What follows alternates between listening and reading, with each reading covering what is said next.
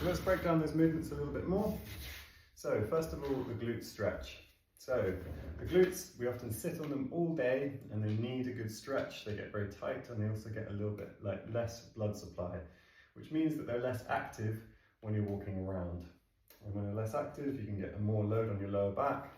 So having good, loose, functioning hips is really important to support your lower back, especially if you're getting a little bit of lower back pain. So to get the blood pumping, it's quite good to try and press your leg into the ground and actually engage your glutes a little bit. This makes sure that they're switching on so that you don't lose the capacity to function in that area. And then we're going to get them to stretch in a minute. The stretch for the glutes, we can break it down a little bit more. The first one, you could just hug the knee towards the chest. And for the glutes, we're thinking about bringing the belly towards the thigh. We want this angle here to be open at the back and closed towards the hip. This can be really nice just to ease off your hips. If you're getting pinching at the front, change the position. Sometimes the pinching happens when you're hugging it close.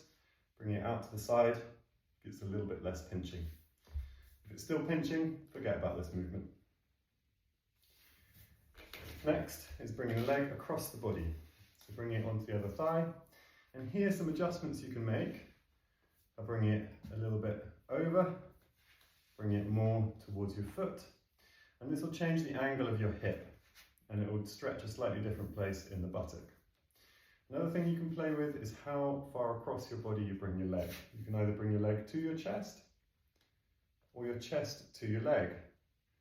And you'll find that it changes where it stretches in the muscle. And you want to find a place that feels like it's stretching the part that is tight for you. And everyone's tight in a different place, everyone's body is a different shape, so it's well worth playing with a few different variations in these stretches in order to find what works for you in this moment. When you find it, it will feel really pleasant. It will feel like oh yes, like that really good morning stretch, or like your cat feels when they're doing a really good stretch. And when you're there, try and breathe with it, relaxing your body into that movement. And then we're going to work that muscle in the stretch position by pushing the knee down, trying to do the same thing we did a minute ago in tensing the buttock muscle.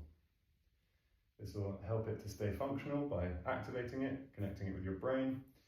But every time we engage the muscle, it also acts as a pump for the blood, so it brings the blood supply, brings circulation. And that's what we want. So there's some variations for the glute stretch. Hope that helps.